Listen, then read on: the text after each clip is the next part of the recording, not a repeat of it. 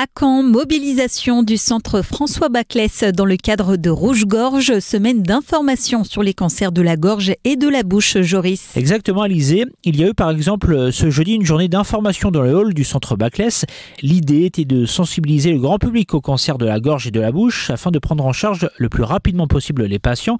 Le docteur Pierre Veille, chirurgien maxillofacial à Baclès, nous en dit plus. Alors les formes les plus connues sont les formes qui sont secondaires à une intoxication par l'alcool et le tabac.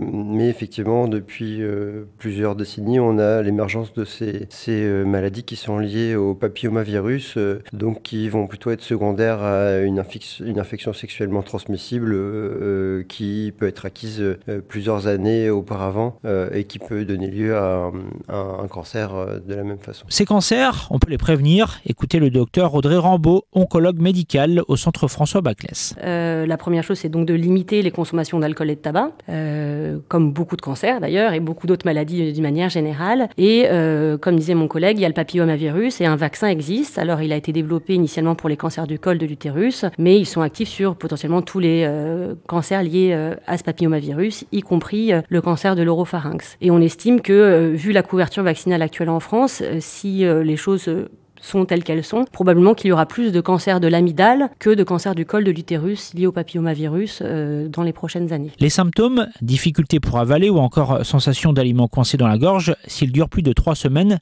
doivent amener à consulter un médecin. Le traitement chirurgical est le plus recommandé. Existe aussi la radiothérapie avec parfois de la chimiothérapie.